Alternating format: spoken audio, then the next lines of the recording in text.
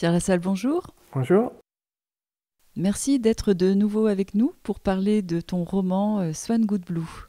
Comme dans ta trilogie, tu aimes beaucoup les voyages temporels. Est-ce que tu peux dire un mot sans dévoiler le roman sur cet aspect voyage temporel? Oui, bien c'est sûr, les voyages temporels, j'aime beaucoup.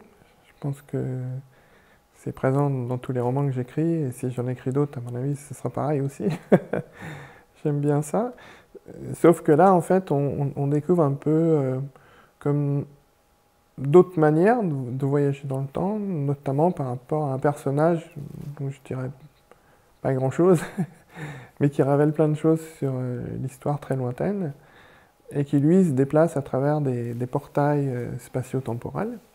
Donc c'est une autre manière de faire, et qui est un grand ancien, un grand initié d'un très lointain passé, mais qui peut venir jusqu'à notre époque, et puis qui va révéler beaucoup de choses à nos deux nouveaux personnages, notamment.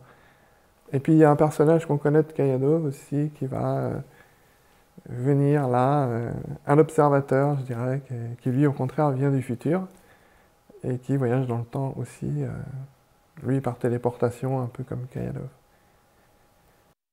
D'où te vient ce goût pour les voyages temporels? Ah, alors ça vient de très loin, de l'adolescence en fait. En fait, quand j'étais adolescent, donc j'ai commencé à m'intéresser à toutes sortes de connaissances ésotériques, comme l'astrologie par exemple. Mais mon obsession, c'était de savoir comment voyager dans le temps. C'est-à-dire, j'avais étudié la théorie d'Einstein, le fameux E égale mc2.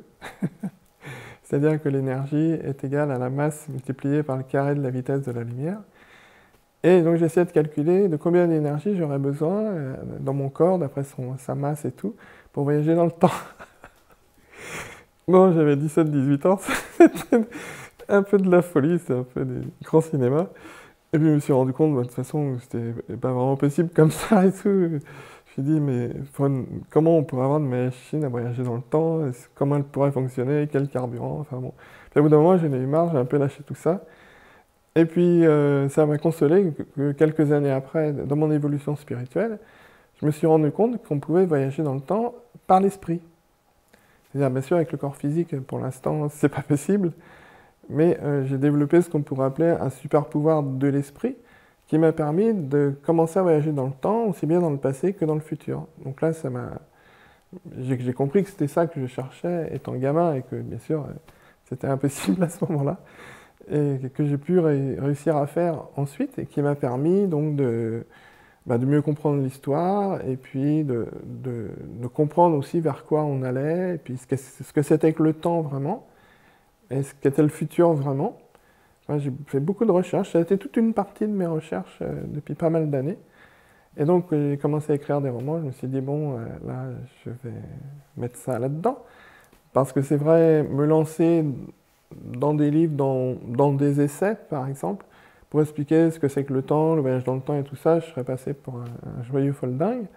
Donc, comme je voyais pas trop l'intérêt, parce que ça sert à rien, à ce moment-là, les gens lisent vos livres ou ne les lisent même pas et trouvent ça farfelu, puisque j'ai découvert des théories quand même que j'ai mis en pratique et qui ne sont pas celles que les scientifiques connaissent, puisque selon moi, les scientifiques ne savent pas encore comment fonctionne le temps.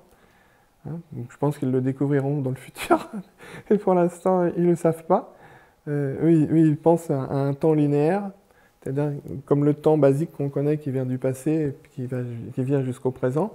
Eux, ils croient que ça continue comme ça après, mais non, pas du tout.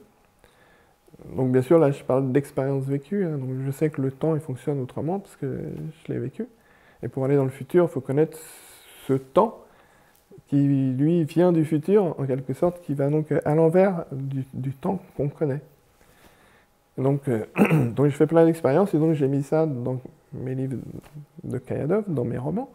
Parce que je me disais, là, dans un roman, on peut mettre tout ce qu'on veut, quoi. Après, les gens disent, ouais, elle a beaucoup d'imagination, bah tant mieux. D'autres gens se disent, tiens, c'est étrange ce qu'il a mis, est-ce que ça pourrait être vrai et tout ça. Bon, chacun pense ce qu'il veut, quoi. Voilà, donc c'est... On peut dire que le voyage dans le temps était une passion depuis mon adolescence, quoi. Sans savoir pourquoi ni vers où ça allait mener. Et puis maintenant, voilà, je sais un peu mieux. Merci beaucoup pour tes réponses. Je t'en prie, c'est moi qui te remercie et c'était une joie.